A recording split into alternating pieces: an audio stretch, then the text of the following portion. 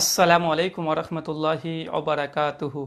আলহামদুলিল্লাহি রব্বিল আলামিন ওয়াসসালাতু ওয়াসসালামু আলা রাসূলিহিল আমিন ওয়া আলা আলিহি ওয়া আসহাবিহি আজমাইন, আম্মা বাদ। আউযু বিল্লাহি সামিউল আলিম মিনাশ শাইতানির রাজীম মিন হামজিহি ওয়া নাফসিহি ওয়া নাফসিহি। বিসমিল্লাহির রহমানির রহিম। ওয়া কুল জাআল হাক্কু ওয়া যাহাকাল বাতিল ইন্নাল বাতিলা কানা যাহুকা। প্রশংসা মাত্র আল্লাহর জন্য, শান্তির ধারা বর্ষিত হোক মুহাম্মদ সাল্লাল্লাহু আলাইহি ওয়াসাল্লামের প্রতি। আজকে আজকে 2/11/2019 চলছে। আজকে একটি বিষয় নিয়ে আলোকপাত করব আপনাদের সামনে। আগে ঘোষণা করেছিলাম যে মাওলানা তামহিদুল মাওলা বলে একজন ব্যক্তি আছে, মাসলাকে দেওবন্দি। তিনি একটি আলোচনা তার বেশ কিছুদিন থেকে আমি দেখছি বিভিন্ন ভাইয়েরা আমাকে পাঠিয়েছেন সে বিষয়টি আলোচনা করার জন্য। যে হেডিং দিয়েছেন যে সাহাবীদের যুগ থেকেই মাযহাব বা তাকলিদ এটা ছিল, এই শিরোনামে তিনি একটা আলোচনা করেছেন। আমার কাছে যেটা এসেছে প্রায় 8 মিনিট মতো আলোচনাটি। আলহামদুলিল্লাহ আমি আলোচনাটা বেশ কয়েকবার শুনেছি। শোনার পরে মনে স্থির করলাম যে এই আলোচনাটি জবাব দেওয়া দরকার, কেননা তিনি খুব সূক্ষ্ম আমি আগে বলেছি যে তামিদুল মাওলা তিনি দলিল ভিত্তিক আলোচনা করে, তবে খুব সূক্ষ্ম তিনি ছল চাতুরি কলা কৌশল করে, যেগুলো সাধারণ মানুষের ধরাটা খুবই বিপজ্জনক, বা তারা ধরতে পারবে না যে তিনি খেয়ানতটা আসলে কোথায় করেছে। তবে যারা ইলমের ময়দানে আছে তারা অবশ্যই ধরে ফেলবে যে আসলে তিনি এই জিনিসটাকে কিভাবে পেশ করলেন। মনে রাখবেন তামিদুল মাওলার অধিকাংশ আলোচনা যেগুলো তিনি করে থাকেন অনেকটি এমন যে জল খাবার এটাকে তিনি বোঝান যে না এটা খাবার জল, শব্দটাকে উল্টে দেন। জল খাবার একটা এক জিনিস, আর খাবার জল এটা একটা ভিন্ন জিনিস। শুধু এদিকে শব্দ এদিকে করা, এদিকে শব্দ এদিকে করা, তিনি এটা করতে খুব ওস্তাদ। আমি এটা খুব ভালোভাবে দেখেছি তার আলোচনাতে।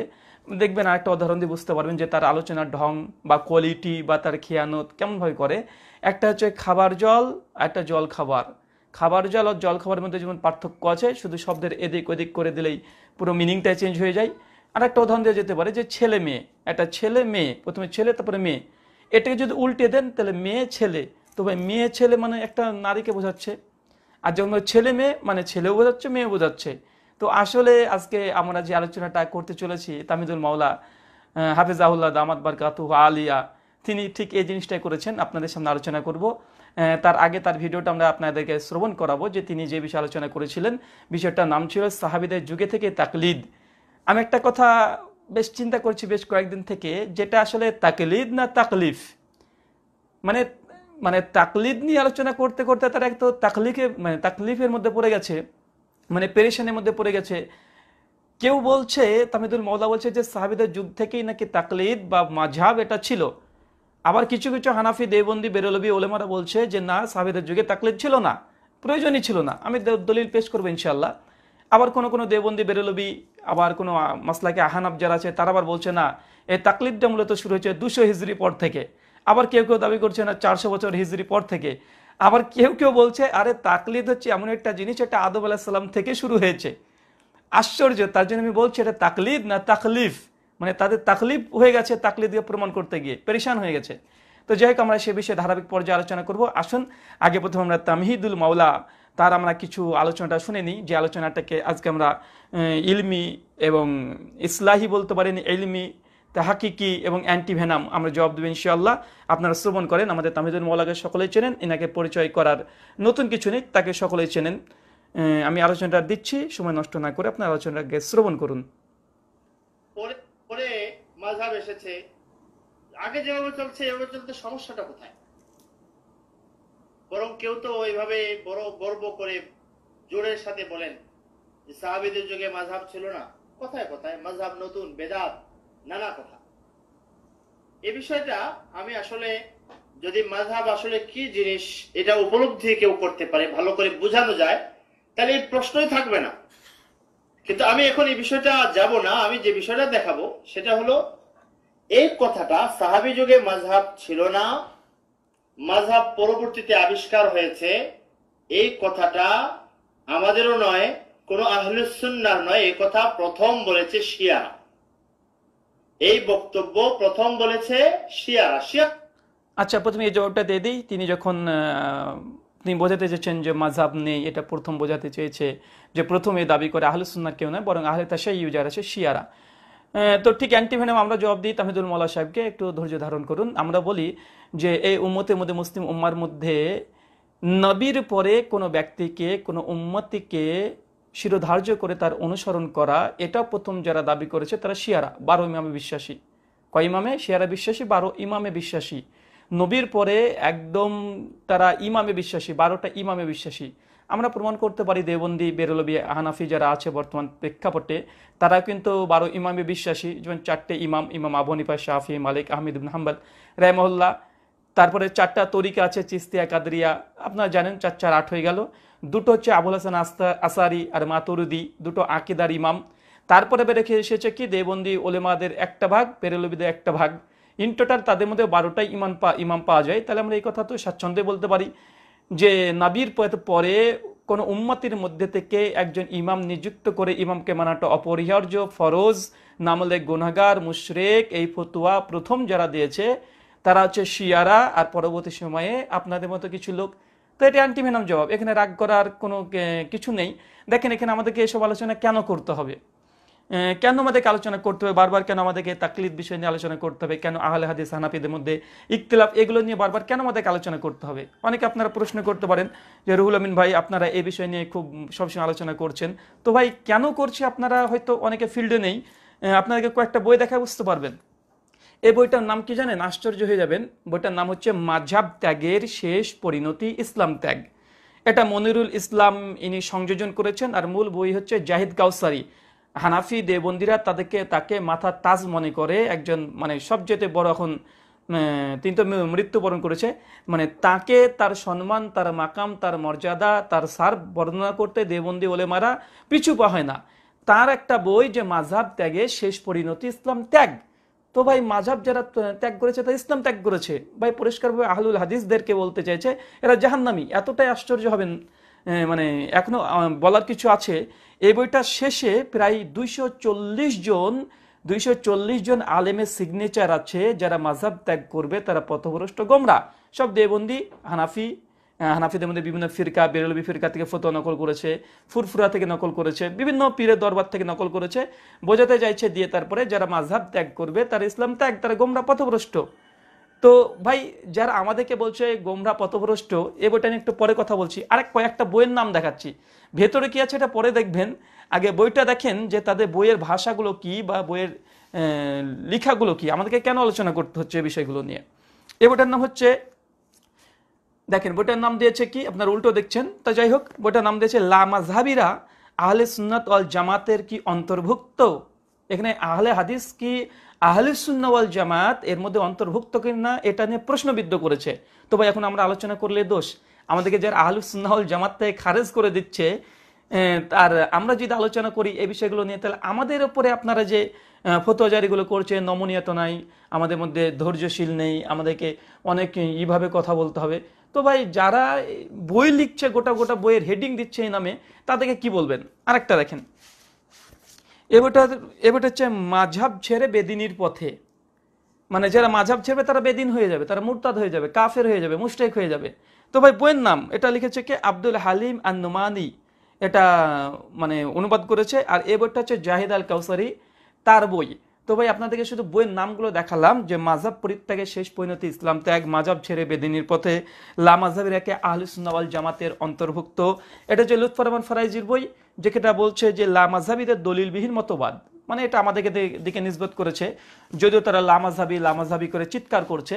তো আমরা বলি পৃথিবীতে প্রথম যিনি লামাজাবি ছিলেন এই উম্মতের মধ্যে যদি বলতে যাই, তাহলে আমরা বলবো যে ইমাম আবু হানিফা রাহিমাহুল্লাহ। কেননা আশরাফ আলী থানভী তার মালফুজাতে 365 নম্বর বচনে তিনি লিখেছেন যে বেশাক ইমামে আবি হানিফা রাহিমাহুল্লাহ গায়ের মুকাল্লিদ থে। স্পষ্ট লিখেছে যে ইমাম আবু হানিফা রাহিমাহুল্লাহ 100% তিনি গায়ের মুকাল্লিদ ছিলেন। এমনকি আইমাই আরবাজের 4টে ইমাম তারা প্রত্যেকে তারা গায়ের মুকাল্লিদ ছিলেন। তো ভাই ইমাম আবু হানিফা রাহিমাহুল্লাহ গায়ের মুকাল্লিদ ছিলেন, লামাজাবি ছিলেন। তো ভাই গায়ের মুকাল্লিদ বা লামাজাবি হওয়া এটা অপমানজনক নয়, বরং এটা আলহামদুলিল্লাহ আমরা মানে প্রশংসামূলক এটা বাক্য। যদি আপনারা গালি হিসেবে দেন সেটা আপনাদের ব্যাপার। তো বন্ধুরা আপনাদেরকে এটা দেখালাম যে প্রথমে যে অভিযোগ করেছিল যে শিয়া প্রসঙ্গে, তো আমরা দলিল অ্যান্টিভেনাম জবাব দিলাম। কেননা অ্যান্টিভেনাম জবাব যতক্ষণ না হয় ততক্ষণ এদের মুখটা বন্ধ হয় না। শিয়া যারা আছে আহলে তাশাইয়্যুদ তারাও 12 ইমামে বিশ্বাসী, এরাও 12 ইমামে বিশ্বাসী। ওরাও মনে করে যে, শিয়ারাও মনে করে যে এদের ইমামকে বাদ দিয়ে যদি বাদ দেওয়া যায় তাহলে সে আর আহলে তাশাইয়্যুর অন্তর্ভুক্ত হবে না। এদেরও একই বিশ্বাস যে আহলে হাদিস যারা আছে তারা গোমরা পথভ্রষ্ট, কেন তারা ইমাম মানে না, এই জন্য ওই যে মাযহাব পরিত্যাগের শেষ পরিণতি বইটা দেখালাম। আর হুজ্জাতুল্লাহ বালিগার সারা লিখেছে রহমতুল্লাহি ওয়াসিয়া, সাঈদ আহমেদ পালানপুরি 742 থেকে 745 পৃষ্ঠা দ্বিতীয় খণ্ডে পরিষ্কারভাবে লিখেছে, যারা বিশেষ করে মাযহাব মানে না তারা পরিষ্কারভাবে তারা আহলে সুন্নাত ওয়াল জামাতের অন্তর্ভুক্ত না, তারা গোমরা পথভ্রষ্ট।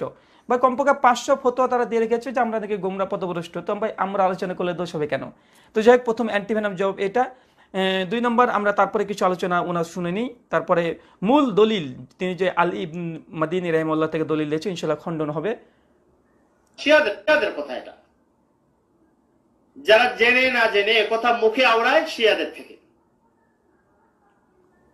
বরং যেদিন থেকে যখন থেকে কোরআন সুন্নাহর সাথে সাথে মাযহাব, সাহাবীদের যুগ থেকে মাযহাব প্রচলিত হয়ে এসেছে। মাযহাবের মাধ্যমেই দ্বীন এবং কোরআন ও সুন্নাহর অনুসরণ চলে আসছে।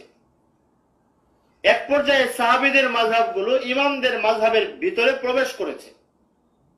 এই কথাটা যদি আমি আমার মুখে বলি, অনেকের মনে প্রশ্ন জাগবে, অনেকে জিজ্ঞাসা থাকবে, নানা কথা। তাই আমি আমার মুখে না বলে ইতিহাসের 2 জন বিখ্যাত ব্যক্তি, যাদেরকে আমাদের আহলে হাদিস ভাইরাও সম্মান করেন, শ্রদ্ধা করেন, মূল্যায়ন করেন, তাদের 2 জনের উক্তি বক্তব্য আমি পেশ করব। আমি বিশ্বাস রাখি কেউ যদি একটু গভীরভাবে এই বক্তব্যগুলো শুনেন, পড়েন, চিন্তা করেন, তাহলে তার চিন্তায় অবশ্যই পার্থক্য দেখা দেবে। সর্বপ্রথম আমি এই বিষয়ে আলোচনা করছি ইমাম আলী ইবনু আব্দুল্লাহ আল মাদিনী রহমতুল্লাহ আলাইহি। 161 হিজরিতে জন্ম, 234 হিজরিতে তার ইন্তেকাল। আলী ইবনুল মাদিনী, তার বিখ্যাত কিতাব আল ইলাল ওয়া মারিফাতুর রিজাল। প্রথমে আলী ইবনুল মাদিনীর আমার পরিচয় করিয়ে দিতে হবে, সেটা হলো এই আলী ইবনুল মাদিনী রহমতুল্লাহ আলাইহি হলেন ইমাম বুখারী রহমতুল্লাহ আলাইহি। ইমাম বুখারী যেভাবে, যার মাধ্যমে ইমাম বুখারী হয়েছেন, তিনি সেই কারিগর হলেন আলী ইবনুল মাদিনী। আলী ইবনুল মাদিনী হলেন ইমাম বুখারীর শ্রেষ্ঠ উস্তাদ। তাজকিরাতুল হুফাজ আমার সামনে আছে। ইমাম বুখারী রহমতুল্লাহ নিজে বলেছেন আলী ইবনুল মাদিনী তার উস্তাদ সম্পর্কে, তিনি বলেন, মাস্তাসগারতু নফসি ইনদা আহাদিন ইল্লা ইনদা আলী ইবনুল মাদিনী। আমি আমার নিজেকে, আমার উস্তাদ, ছাত্র, ওই সময়কার উলামা সবার সামনে, কারো সামনে নিজেকে নিজের ইলমের ক্ষেত্রে, নিজের ব্যক্তিত্বের ক্ষেত্রে এত ছোট মনে হয় নাই। আলী ইবনুল মাদিনীর সামনে গেলে আমাকে নিজেকে যত তুচ্ছ, যত দুর্বল, যত ছোট মনে হতো। এজন্য আমি বলেছি আলী ইবনুল মাদিনী হলেন ইমাম বুখারীর শ্রেষ্ঠ উস্তাদ। ইমাম বুখারীকে বুখারী বানানোর কারিগর হলেন আলী ইবনুল আব্দুল্লাহ আল মাদিনী রাহিমাহুল্লাহ। তার বিখ্যাত কিতাব আল ইলাল ওয়া মারিফাতুর রিজাল, এই কিতাবে এখানে আমার কাছে যে কপিটা আছে, এই কপির 65 নম্বর পৃষ্ঠায় তিনি বিবরণ দিয়েছেন। এরপর থেকে আলোচনা শুরু হয়েছে।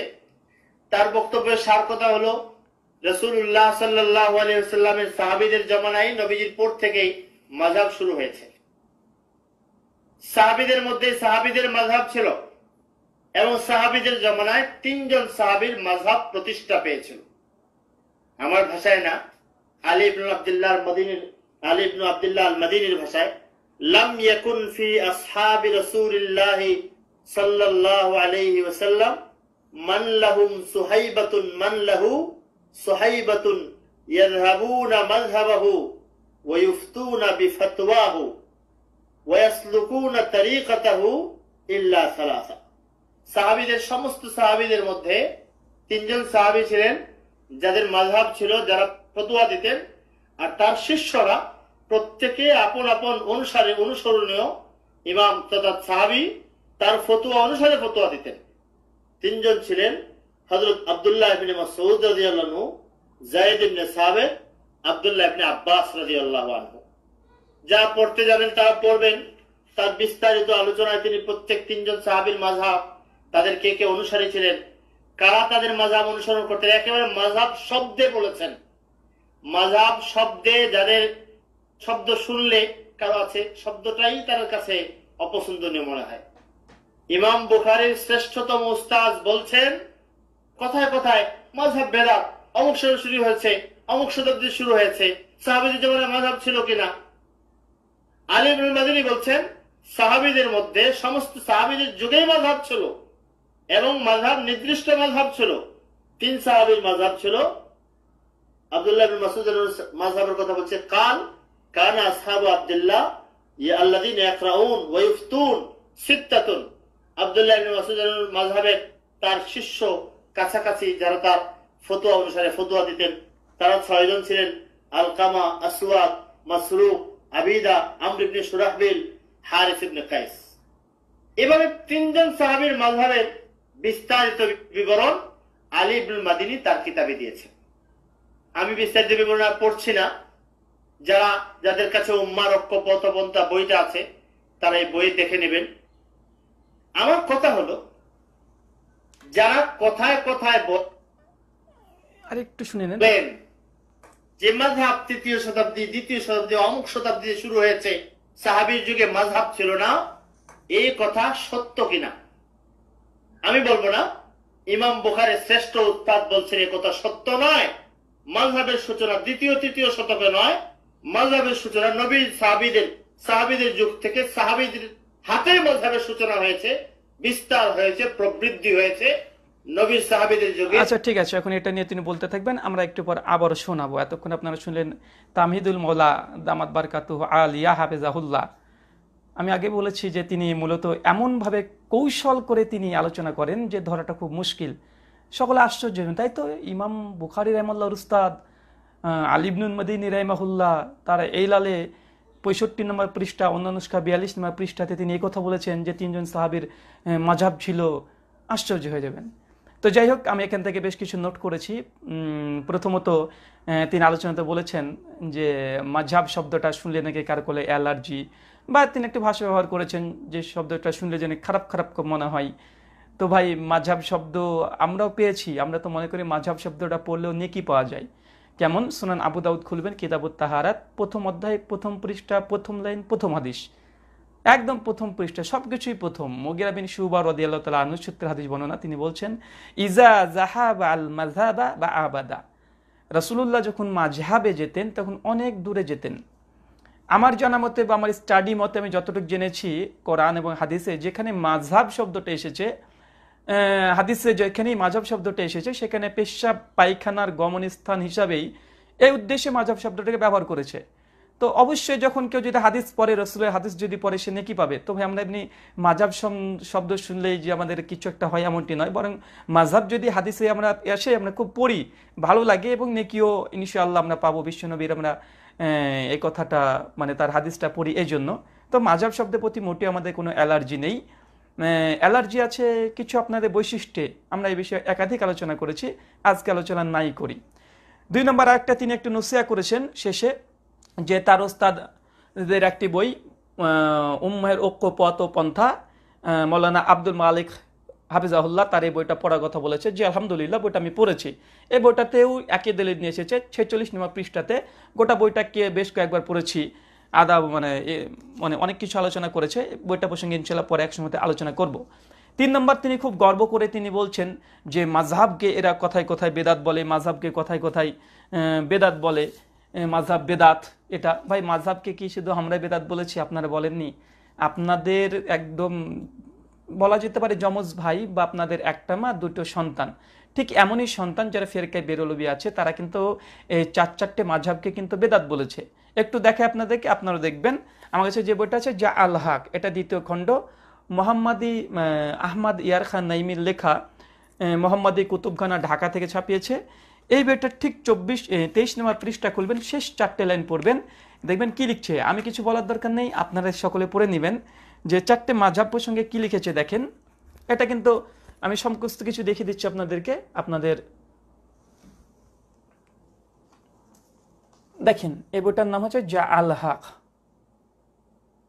মোহাম্মদ আহমদ ইয়ার খান নাইমি। এখানে প্রকাশনী সব দেওয়া আছে, আপনারা দেখে নিতে পারেন যাদের কাছে আছে। আমি একাধিকবার বইটা দেখিয়েছি। এটা আমাদের ঘরের বই নয়, এটা তাদেরই যমজ ভাইয়ের বই। বেরলভীদের বই, দেখেন কি লিখেছে, চার চার সিলসিলাটা দেখেন। শরীয়ত ও তরিকত উভয় চার চারটে সিলসিলা, যথা হানাফি, শাফিঈ, মালিকি, হাম্বলি, অনুপ, কাদেরিয়া, চিস্তিয়া, নাকশবন্দিয়া, শারবাদিয়া, এইসব সিলসিলা সম্পূর্ণ বিদআত। কেননা সাহাবি বা তাবেঈ হানাফি বা কাদেরি ছিলেন না। এখানে দেওবন্দিরা বলুন তো বিদআত থেকে মুক্ত হয়ে ধর্মীয় জীবনযাপন করাটা সম্ভবপর হবে কি? যখন ইমান ও কালেমার মধ্যে বিদাত ঢুকে গেছে, তখন বেদাত থেকে রেহাই কিভাবে সম্ভব? এতে জাল হক, আমি একটু তারপরে বলছি আপনাদের বিষয়টাকে। আসলে এখানে অন্তত তাদের যমজ ভাই স্বীকার করে নিয়েছে বেরলভীরা যে চার চারটে সিলসিলা এবং হানাফি, শাফি, মালিকি, হাম্বলি এই চার চারটে বিদাত। কেন এটা তো স্পষ্ট শুনেছেন যে এটা রাসূলের যুগে ছিল না এই মাযহাবটা। তো এটা লিখলো কেন বেরলভীরা? এখানে লিখেছে অ্যান্টি ভ্যানাম জবাব হিসাবে দেবন্দীকে অ্যান্টি ভ্যানাম জবাব দিয়েছে। দেবন্দীরা বলে যে মিলাদ বেদাত, কিয়াম বেদাত এটা রাসূলের যুগে ছিল না, সাহাবীর যুগে ছিল না। আর বেরলভী তার যমজ ভাই তারাও যেমন ইট মেরেছে, এরাও তেমন পাটকেলটি মেরে দিয়েছে। কেমন বোঝা যায়? তোমরা মিলাদকে বেদাত বলো, তোমরা কিয়ামকে বেদাত বলো, আরে রাসূলের যুগে তো চার চারটে মাযহাবও ছিল না, তোমরা কেন মাযহাব মানো? হে আমার দেবন্দী ভাই, হে আমার আপন ভাই, তার জন্য এই কথাটা লিখেছে। তো অন্তত মাযহাব যে বিদাত, এটা আপনাদের আপন ভাই, যমজ ভাই, মায়ের পেটের ভাই কিন্তু স্বীকার করে নিয়েছে। তো ভাই এটা শুধু আমাদের উপরে কেন প্রবাদ দিচ্ছেন? আপনাদের ভাইদেরকে একটু বলেন, তাহলে তো এটা সমাধানটা হয়ে যায়। 2 নম্বর, সালাফদের মধ্যে ইমাম ইবনু কাইয়ুম আজ-জাওজাই রাহিমাহুল্লাহ আল মুতাফা 751 হিজরি তার আল ইলামুল মুওয়াক্কিনের 2য় খণ্ড 165 পৃষ্ঠাতে তিনিও বলেছেন যে চার চারটে এই যে তাকলিদের সাক্ষী, এটা 4th হিজরির একটা বিদাত। এটা তো আপনার না জানার কথা নয়। তো এটা আমাদেরকে যদি নিসবাত করেন তাহলে কিন্তু অনেকে কিন্তু নিসবাত হয়ে যায়। তো প্রথম কথা, মাযহাবকে বিদাত শুধুমাত্র আমরা একাই বলিনি, অনেকে বলেছেন। 3 নম্বর পয়েন্ট, এবং অ্যান্টি ভ্যানাম জবাব দেবো ইনশাআল্লাহ, যে আলী ইবনুল মাদিনী রাহিমাহুল্লাহ জন্ম 161 হিজরি, মৃত্যু 234 হিজরি। তামিদুল মওলার কাছ থেকে তার প্রশংসা শুনেছেন অনেক, আলহামদুলিল্লাহ তার প্রশংসা ভরি ভরি আছে, এটা নিয়ে কোনো সন্দেহ নেই। তো তিনি কি বলেছেন যে আলী বিন মাদিনী এই কথা বলছে যে চার চারটে এই সাহাবীদের মধ্যে মাযহাব ছিল, প্রচলিত ছিল, সাহাবীদের যুগে মাযহাব ছিল। যদিও একটু পরে দেখাই, একটু পরে আমরা যে জিনিসগুলো দেখাবো সেগুলো হজম করতে তারা পারবে না। যে আলী ইবনুল মাদিনী রাহিমাহুল্লাহ যদি একটা কথা যদি এতই আপনার ভালো লাগে, তো ঠিক আছে আমরা কয়েকটা আলী বিন মাদিনী রাহিমাহুল্লাহ কয়েকটা কল পেশ করি, আপনারা মানতে পারেন কি দেখি কেমন। সুনান তিরমিজি খুলবেন, কিতাবুল ফিতান, হাদিস নম্বর 2192 এবং 2229, দুটো হাদিস এসেছে।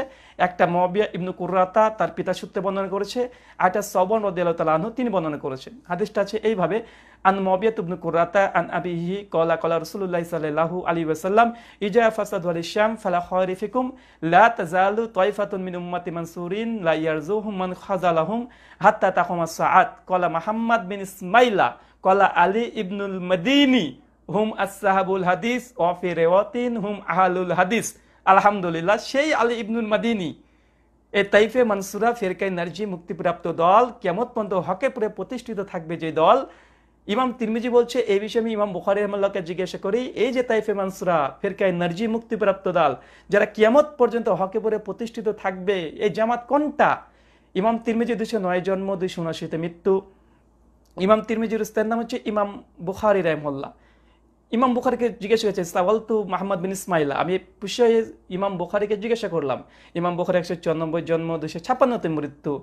ইমাম বুখারী বলছে এ বিষয়ে আমি আমার উস্তাদ আলী ইবনুল মাদিনী রাহিমাহুল্লাহকে জিজ্ঞাসা করেছিলাম। তো আলী ইবনুল মাদিনী রাহিমাহুল্লাহ বলেছেন যে হুম আহলুল হাদিস।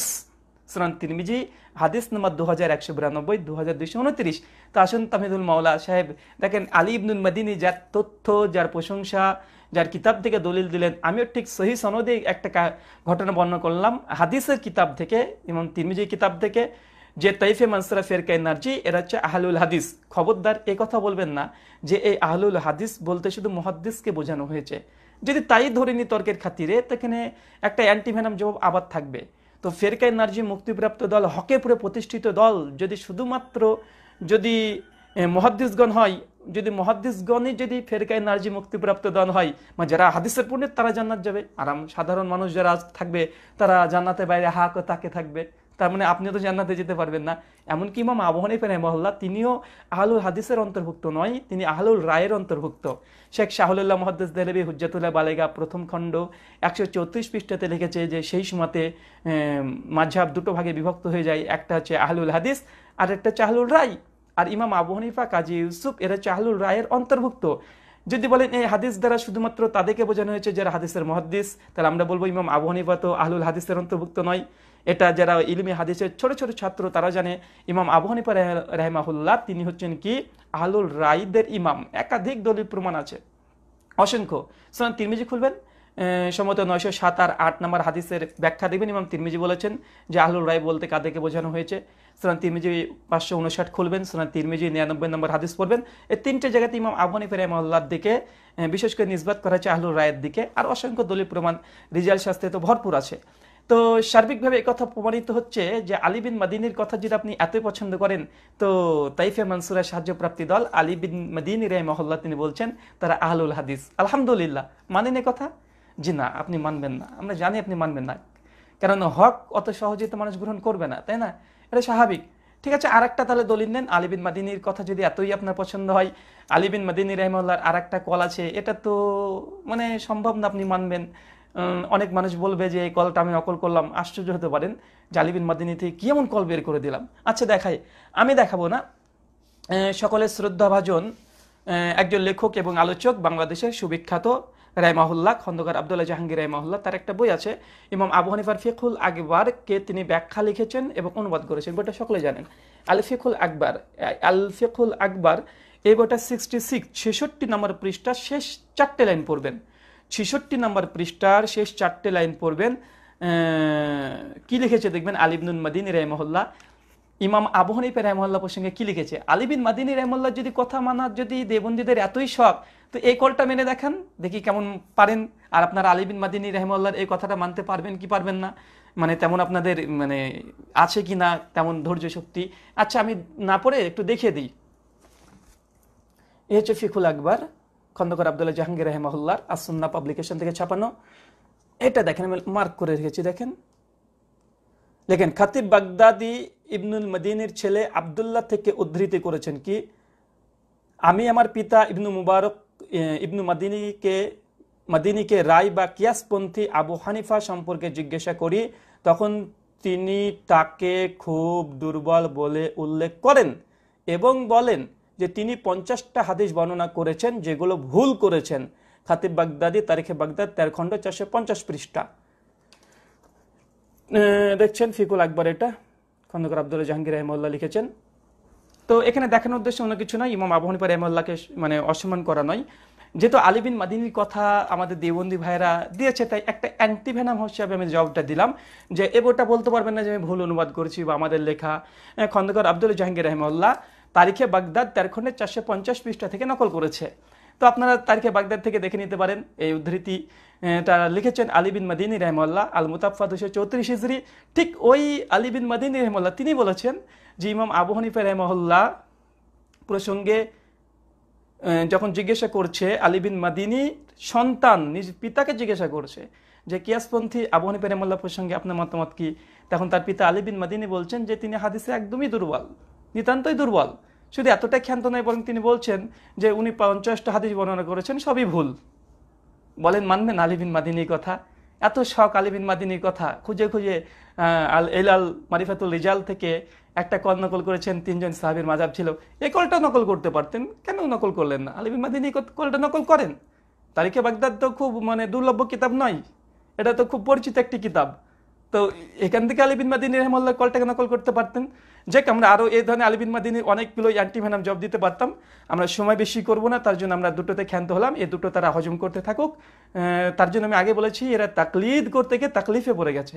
তো যাই হোক, আমরা এই দুটো শুধুমাত্র দিলাম।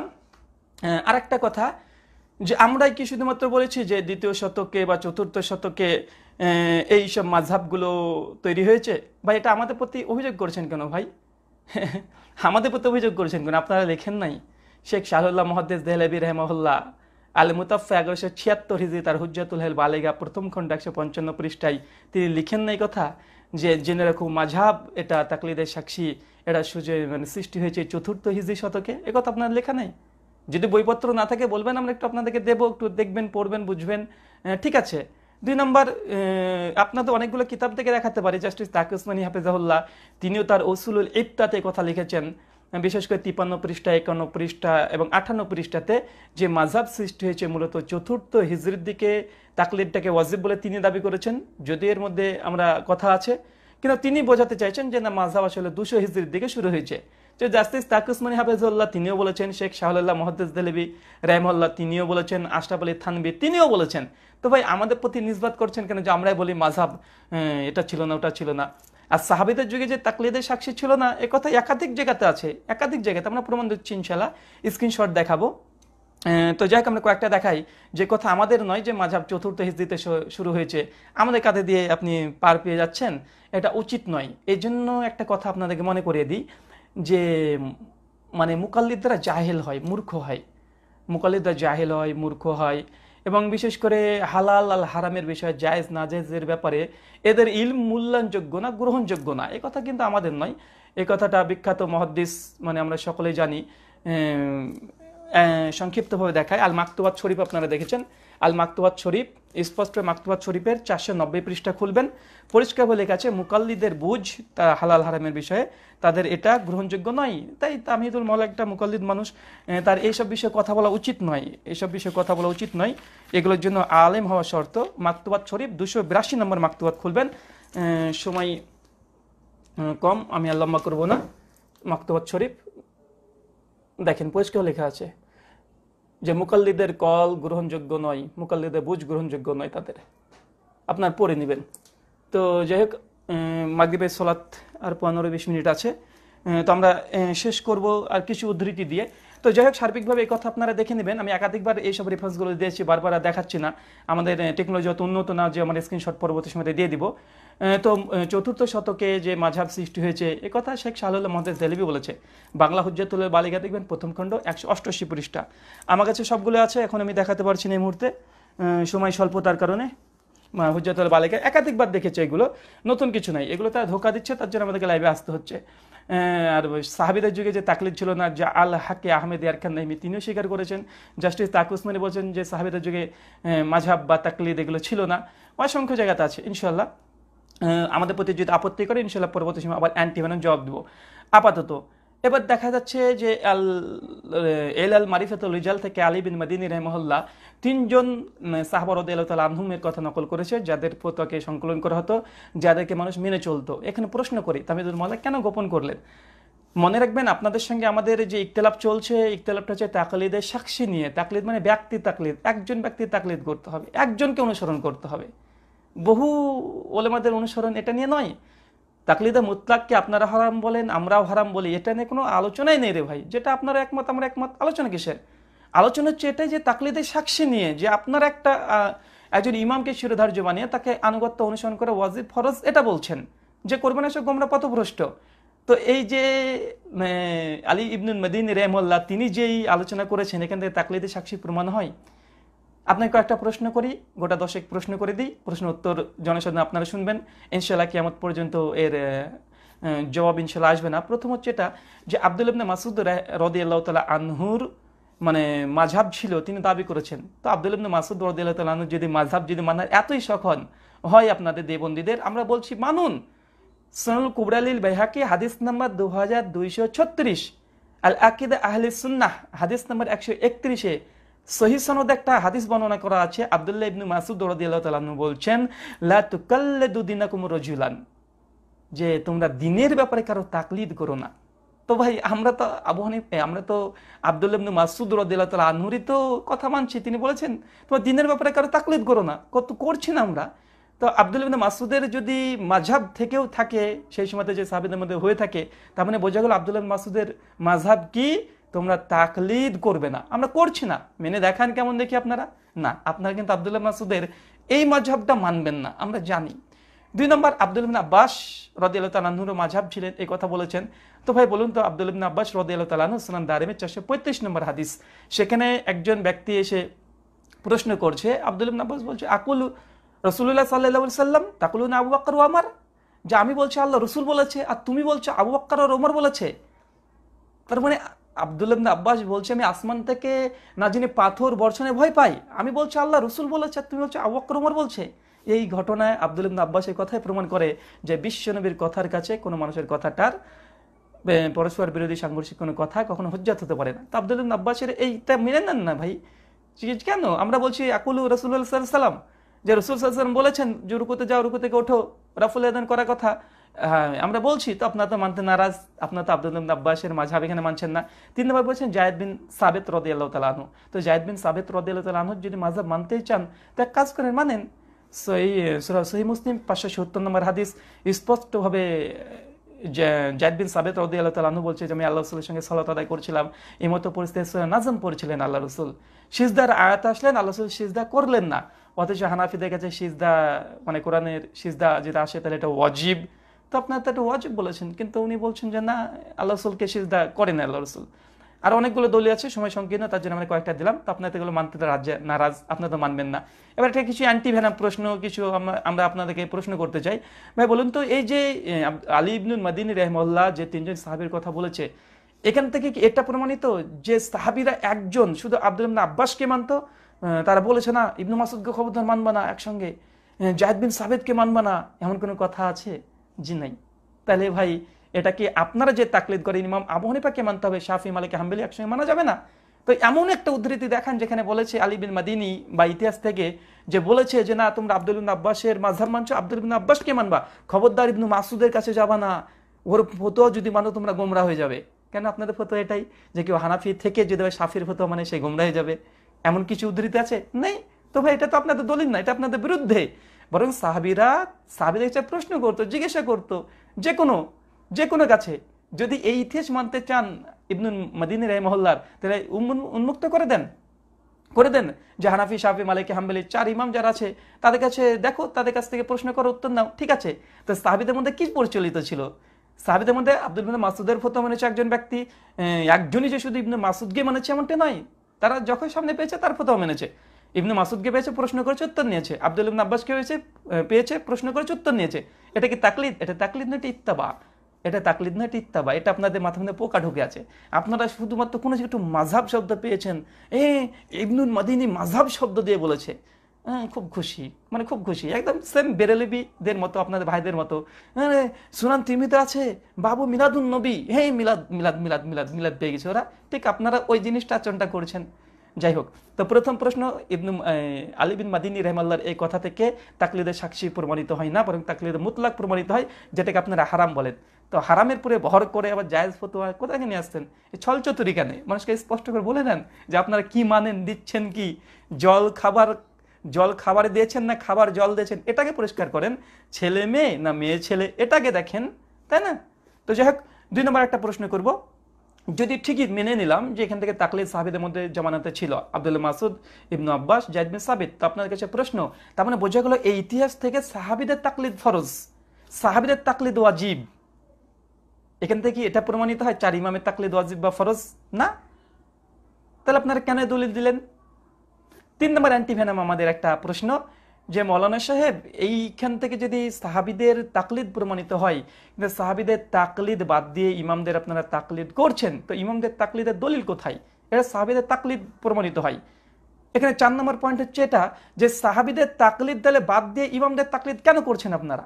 তাহলে সাহাবীদের তাকলিদ করেন, ইমামদের তাকলিদ করছেন কেন? সাহাবীদের তাকলিদ যদি এখন যদি বলেন না সাহাবীদের তাকলিদ করা যাবে না, সাহাবীদের তাকলিদ করা যাবে না, যদি আপনারা লিখেছেন যে সাহাবীদের তাকলিদ করা যাবে না, উসুলুল ইফতা 78 নম্বর পৃষ্ঠাতে লিখেছেন যে সাহাবীদের তাকলিদ করাও হারাম। তো যাই হোক, তারপরে আপনাদের এখানে প্রশ্ন যে সাহাবীদের তাকলিদ বন্ধ কে করলো? সাহাবীদের তাকলিদকে বন্ধ করে ইমামদের তাকলিদকে পরিচালনা করলো, কে চালু করলো, কেন চালু করলো, কোন সময় থেকে সাহাবীদের তাকলিদ বন্ধ হয়েছে, কে বন্ধ করেছে, কারা করেছে, কি কারণে বন্ধ করেছে?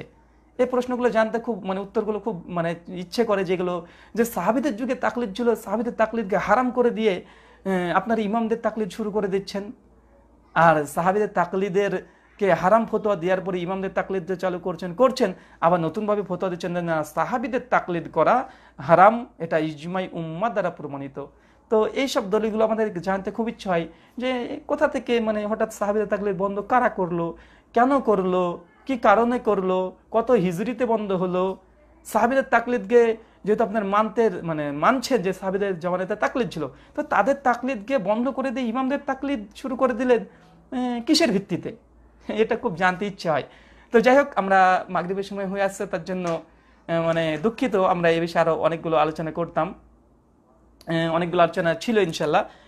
তো আমরা সার্বিকভাবে এই কটাই পয়েন্ট দিলাম যে তামিদুল মৌলা হাফেজাউল্লাহকে বলবো, আপনি যে দলিলটা দিয়েছেন এটা আপনাদের পক্ষে নয়। সাহাবিদের জামানাতে তাকলিদ বা মাঝহাব ছিল প্রমাণ করতে চেয়েছেন, আপনারা যে তাকলিদ করেন ওটা নয়, বরং সাহাবিরা যাকে সামনে পেতেন, যে সাহাবিকে সামনে পেতেন, যারা মানে আহলে ইলমদের মধ্যে সুমার ছিল, তাকে প্রশ্ন করতো, উত্তর নিত। তো এই প্রশ্ন আর উত্তর, এটা তো তাকলিদ নয়। যদি বলে না প্রশ্ন করাই মানে কেউ যদি একজন সাহাবী আরেকজন সাহাবীকে প্রশ্ন করে আর যদি উত্তর দিয়ে দেয় এটাই তাকলিদ, জিজ্ঞাসা করার নামই তাকলিদ, তা আমরা বলবো এটাই জিজ্ঞাসা করার নাম যদি তাকলিদ হয়, তাহলে আপনি তামিদুল মাওলা, আপনাকে তো অনেকজন আপনাদের দেবন্দীরা প্রশ্ন করে যে শেখ এটা কি হবে, আপনি তখন উত্তর দেন, তার মানে কি ওই প্রশ্নদাতা কি আপনার মুকাল্লিদ হলো? প্রশ্নোত্তরেই যদি মুকাল্লিদ হয়ে যায়, তাকলিদ হয়। তো অনেক মানুষ আছে লুৎফর রহমান ফারাজিকে প্রশ্ন করে, জিজ্ঞাসা করে, উনি উত্তর দেয়, তার মানে কি ওই ব্যক্তি লুৎফর রহমান ফারাজির মুকাল্লিদ। অনেক মানুষ আছে মসজিদের ইমামকে জিজ্ঞাসা করে এই মশলাটা কি, মসজিদের ইমাম সাহেব মশলা বলে দেয়, তার মানে কি ওই ব্যক্তি মসজিদের ইমামের মুকাল্লিদ? যদি এটা বলতে আপনি পারেন তো বলেন, দেখি আপনারা কেমন পারেন। তার মানে বোঝা গেল তারপরেও, তার মানে সে যদি এই প্রশ্ন উত্তর জিজ্ঞাসা করার নামে যদি তাকলিদ হয়, তাহলে তো আশ্চর্য হাস্যকর বিষয়। তারপর একটা অ্যান্টিভেনম আওয়াজ জবাব, পবিত্র কোরআন সূরা ইউনূস 10 আয়াত নাম্বার 94-94, আল্লাহ সুবহানাহু ওয়া তাআলা বলছে ফাসআলিল্লাযীনা ইয়াকরাউনাল কিতাবা মিন ক্বাবলিক, হে রাসূল আপনি যদি না জানেন তো জিজ্ঞাসা করেন। রাসূলকে জিজ্ঞাসা করতে বলেছে, জিজ্ঞাসা করার নামে যদি তাকলিদ হয়, নাউযুবিল্লাহি মিন জালিক, তাহলে বিশ্বনবী মুহাম্মদ সাল্লাল্লাহু আলাইহি সাল্লাম তিনিও মুকাল্লিদ ছিলেন। দেবন্দী ভাইরা আপনার আশ্চর্যজনক অলিক অলিক আপনারা অসুল তৈরি করেন, বুঝতে পারি না, তার মানে কি আল্লাহ রসুলকে মুকাল্লিদ বানিয়ে দেবেন? তো সার্বিকভাবে কথা আলী বিন মাদিনী থেকে এই কথা কোশ্চিন কালো প্রমাণিত নয়, কোশ্চিন কালো প্রমাণিত নয় যে সাহাবিদের মধ্যে বলতো না ইবনু মাসুদকেও মানবা, শুধু ইবনু মাসুদকে মানবা, আর কাউকে মানা যাবে না, ইবনু আব্বাসকে মানা যাবে না, জায়দ বিন সাবিতকে মানা যাবে না, আবু মুসা আসারিকে মানা যাবে না, মুয়াজ বিন জাবাল রাদিয়াল্লাহু তাআলা আনহুকে মানা যাবে না। যে ইবনু মাসুদকে মানবে, ইবনু মাসুদকে মানবে, একসঙ্গে 3-4 জন সাহাবীর ফতোয়া মানা যাবে না, এই কথা তো কেউ তো আমরা পাচ্ছি না। তো দয়া করে আপনারা দলিলটা দেবেন। তো সার্বিকভাবে কথাটা প্রমাণিত যে ভাই আপনি এখানে একটু খেয়ানত করেছেন, মানুষকে ধোকা দেওয়ার চেষ্টা করেছেন, অপচেষ্টা করেছেন, অনেক কিছু করেছেন। কেন? এটা অজ্ঞতা। কেন? মুকাল্লিদ জাহেল হবে, যেটা আমি মাকতুবাত শরীফের 282 নম্বর মাকতুবাত থেকে দেখালাম। আর নুরুল আনোয়ার 224 পৃষ্ঠাতে লেখা আছে যে আন্নাহুম কান আনাম, যারা মুকাল্লিদ হয় এরা চতুষ্পদ জন্তুর নাই। চতুষ্পদ জন্তু, এর তো বুদ্ধি বিবেক তো কিছু থাকবে না, এটাই স্বাভাবিক। তার জন্য এরা উল্টাপাল্টা কথা বলবে, এটা আমরা বুঝি, আমরা জানি। তো যাই হোক, আপনারা এমন আচরণ খবরদার করবেন না, কেন চতুষ্পদ জন্তু আপনার নিজের নুরুল আনোয়ারে লিখেছেন আন্নাহুম কান আনাম, মুকাল্লিদ হচ্ছে চতুষ্পদ জন্তুর নাই। আর পবিত্র কোরআন সূরা আরাফের 179 নম্বর আয়াত আল্লাহ বলেছে যারা চতুষ্পদ জন্তু নাই এদের জন্য জাহান্নাম আছে। তো আশা করি আপনারা এই পথে আর হাঁটবেন না। তো যেই সব খেয়ানতগুলো করছেন সব খেয়ানতগুলো করেন না, এটা দিন, এটা কোনো ফায়দা নেই, এখানে আমারও কিছু লাভ নেই, আপনার কোনো লাভ নেই। হক মানুষকে পৌঁছে দেন, কোরআন সুন্নাহ মানুষের কাছে হাতে ধরে দেন, পড়ুক, অনুবাদ করছেন বুখারী মুসলিম, পড়ুক, সমস্যা কোথায়? হেউ খেয়ানত করতে হবে আপনাকে? মাযহাব পেয়েছেন, মাযহাব শব্দ আছে কোরআনে, মাযহাব, আর উনি মাযহাবের দলিল দিয়ে দিলেন। একটা ছোট্ট পয়েন্ট দিই, একটা আলোচনা, আপনারই আলোচনা দিয়ে আপনাকেই খণ্ডন করব, দিয়ে আমরা আলোচনাটা একদমই শেষ করে দেব। আমরা আপনার একটা আলোচনা শোনাই যে আপনি মিলাদকে বিদাত বলেছেন কোন উসুলের ভিত্তিতে? আপনি যে মিলাদকে বেদাত বলেছেন বেরেলবিদের খণ্ডনে, কোন উসুলের ভিত্তিতে? যে উসুলের ভিত্তিতে আপনি মিলাদকে বিদাত বলেছেন, সেই উসুলের ভিত্তিতে আমরাও এই কথাই বলি যে আপনাদের তাকলিদটা থাকে না। দেখা যাক ওনার ওই আলোচনাটি, হ্যাঁ এখানে আমার আছে, আমি একটু আপনার আলোচনাটাকে আপনাকে আবার মনে করে দিই।